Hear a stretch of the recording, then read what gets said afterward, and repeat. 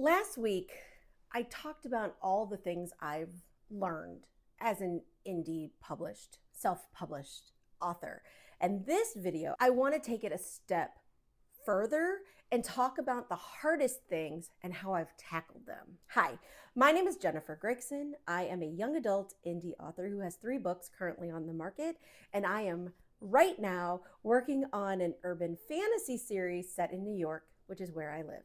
For me, one of the absolute hardest things about being an indie author is marketing. I don't know why I have such a hang up about it, but I do.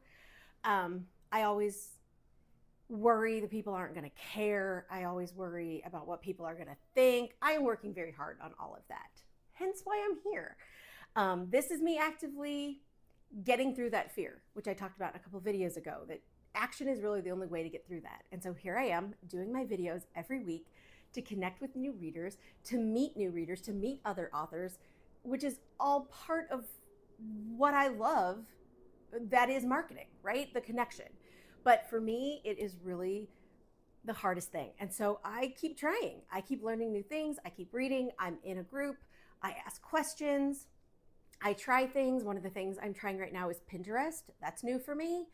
And it wasn't going very well. And I asked questions and I got some new resources, and I'm trying something different. And so far, the new thing is doing better. So it's very exciting, but that is the hardest part for me. I'm constantly coming up against limiting beliefs, constantly coming up against the imposter syndrome, and I'm just not going to do it anymore. I'm proud of my books. I'm proud of myself as a writer. I'm proud that I have 3 books out. I'm proud that I am writing a series for the first time.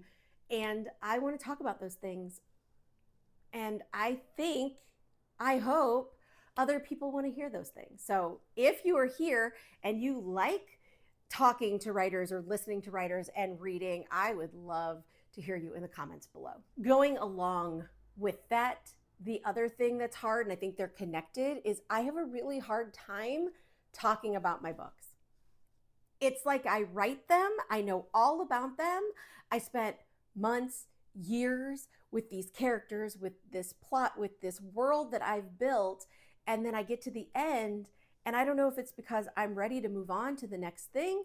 I don't know if it's because I've spent so much time and I'm so laser focused that I can't see sort of the forest through the trees.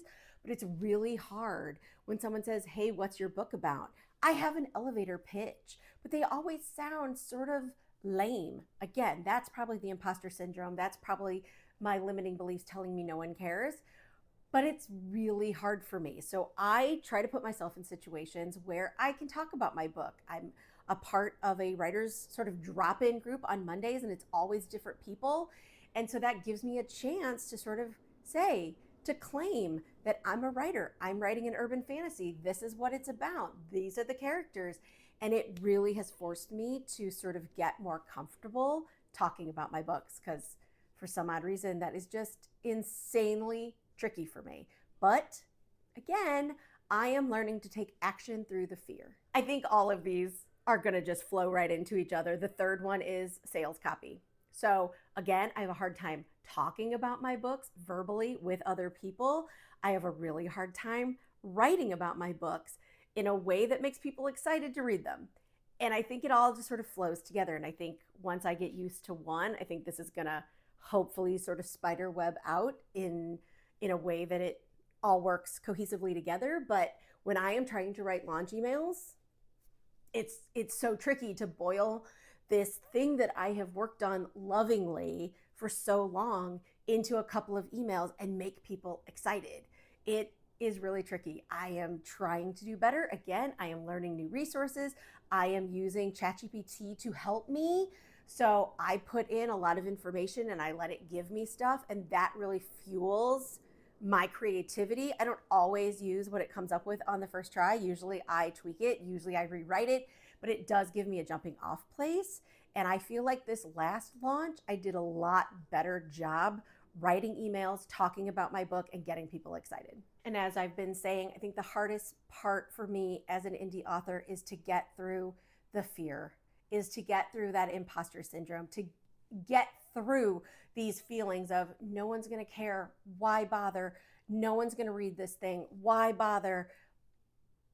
But I know that that is not true. I know that's just my inner fear. I know that's just my inner critic trying to keep me safe, trying to keep me out of danger, trying to keep me from embarrassing myself, all those things that we've built up over a lifetime of trauma. And I know it's not real. I know that I can talk to that fear. I know that I can reason with that fear. And then I know that I can push forward, take action, and get through the fear, right? Like I always feel that little bit of imposter syndrome before I turn on my camera to film these videos.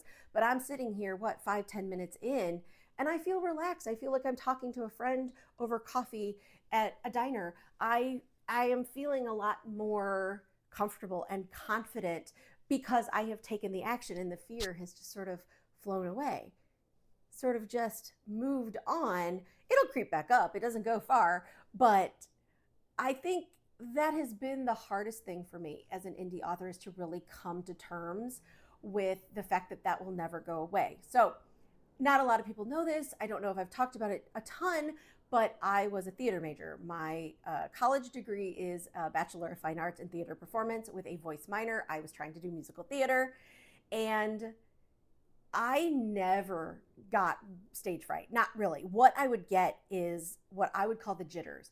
Right before I have to go on, it felt like I had to go to the potty. And there was like this little flutter, this little jitter, and it would go away the minute I stepped on stage.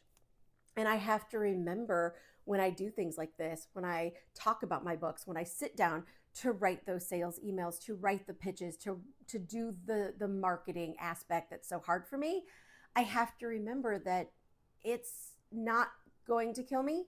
It's not the end of the world. This is not brain surgery. No one is waiting for me to be perfect. I don't have anyone else's life in my hands. It's not that serious. Do you know what I mean? Like that's hard to say because it's very serious to me. I take this very seriously. My writing, my author career very seriously. But it's not that serious in the grand scheme of things. And if I can keep that balance where it's important to me, I love this. But honestly, if I flub a line, honestly, if I say something wrong, honestly, if I write something that doesn't quite hit, it's not that big of a deal. And if I can keep all of that, if I can keep the joy, if I can keep the frivolity, if I can keep what is authentic to me being silly, me being bright and colorful, me loving my work and being awkward when I talk about it, then that's great. That's all I can ask for. And if I can keep all of that and market my books and talk to you and do these videos the way I want to and keep learning and keep growing, then I'm happy. I'm so happy. Being an indie author, choosing to take the path of indie instead of trying for traditional publishing was a choice. And it was a choice I made knowing what I needed to know to make that choice. And I am still very, very happy this many years later with that choice. If you would like to find out more about my books, I would love it if you would join my newsletter. There's a link in the description box below. And as a bonus, you'll get the first 3 chapters of my latest young adult novel, Aerial Ambitions, for free. And every week you get to find out what I'm working on, what's going on with the urban fantasy series, what's going on in my world. And so I would love it if you'd hop over there. If not, I hope to see you here next Friday because I post videos every week. I hope you have a great weekend. Bye.